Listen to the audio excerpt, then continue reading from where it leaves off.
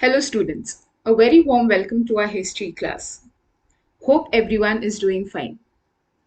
Before we start this class, I want you all to recognize who this person is. That's correct. That's Chhatrapati Shivaji Maharaj. Now let's learn a little bit about Chhatrapati Shivaji Maharaj. Chhatrapati Shivaji Maharaj was born on 19th February 1630. We all know he was a great ruler who established Swaraj. Swaraj means self-government. It means our own rule. Shivaji Maharaj had a great respect for women.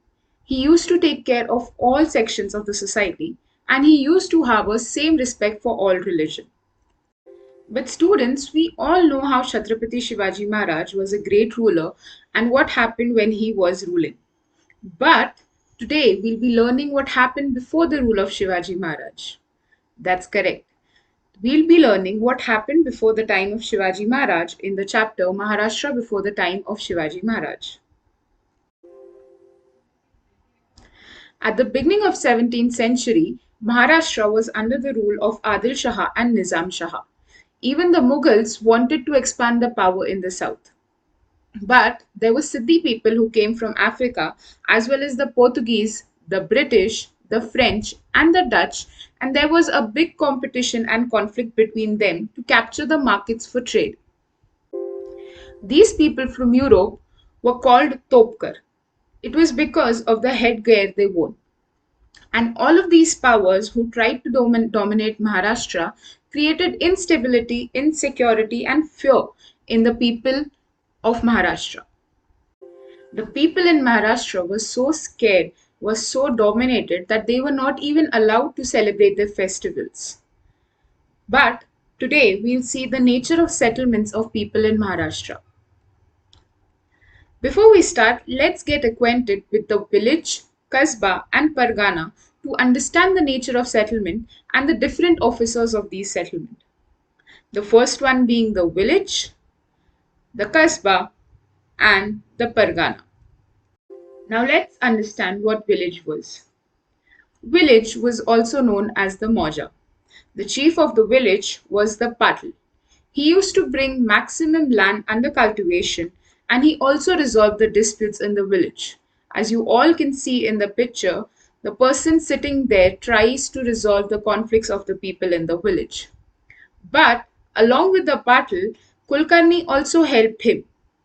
Kulkarni kept the records of the revenue collected. There were various artisans who had hereditary rights regarding the occupation. So these artisans, for example, the cobbler or the blacksmith, they had hereditary rights. That means that from generation to generation, it was passed on. And the peasants gave their share to the agricultural produce to artisans for the services to the village community. This share was called as the baluta. For every service that the artisans used to give to the village community, the peasants gave a little bit of share of the agricultural produce known as the baluta to these artisans. So students, before we go ahead, please tell me what baluta meant. That's correct. Baluta was the share that the peasants gave to the artisans for the service to the community. The next topic being the Kazba. A Kazba was like a big village. It was usually the headquarters of Pargana. For example, Indapur Kazba of Indapur Pargana. Agriculture was the main occupation. There were skilled artisans like carpenter, blacksmiths, and etc.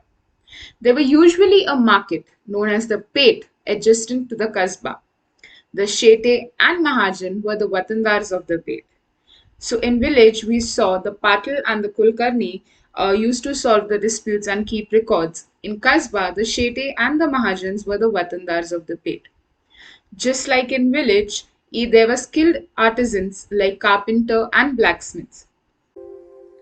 So the setting up of the Pet, that is the market, was the job of the Mahajans and the Shetes. For this, they used to get a little bit of land as their share from the government and some rights from the villagers. Also, Mahajan also maintained the records of the Pet. Now let's see what Pargana was. Many villages together made a Pargana. Number of villages was not the same in all the Parganas. For example, in Pune Pargana, there consists of 290 villages and it was a big Pargana. In Chakan, there were 64 villages and the Deshmukh and the Deshpandes were the Vatandars of the Pargana. The Deshmukh was the chief of Patils and the Deshpande was the chief of all the Kulkarnis in the Pargana. These officers were the link between the people and the government. But sometimes these officers misused their powers. What they did is they collected money from the people as they were the link between the government and the people, but they sometimes collected more money and that more money was not given to the government. They kept it to themselves. On such occasions, students, the people were harassed. The people suffered because their money did not reach the government. So tell me, students, the Vatandars were not honest with the government nor with the people. They did not empathize with the hard earned money of the people. Even we students should not do this. We should empathize with everyone. Every person should get their right, isn't it? So, students, till now, we've seen what a village, a Kazba, and a Pargana is. A village is also known as a Moja. The Patil was the chief of the village, and Kulkarni helped him to keep the records of the village.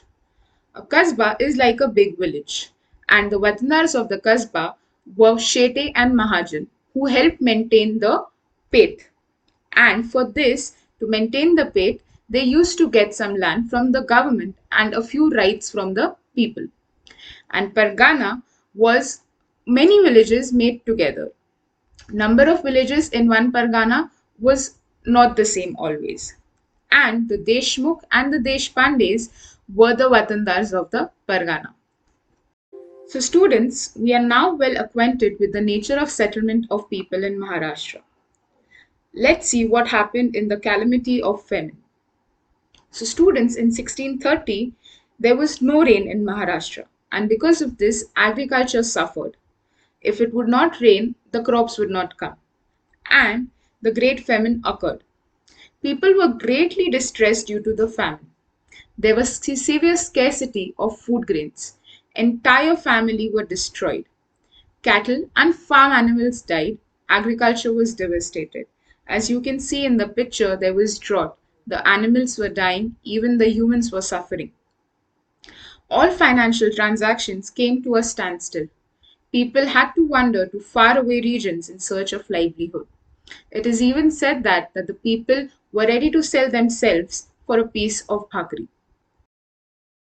So, students, at that time, people in Maharashtra suffered due to environmental reasons.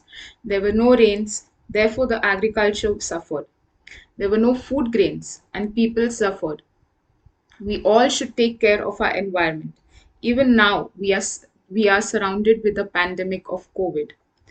We need to take care of our environment.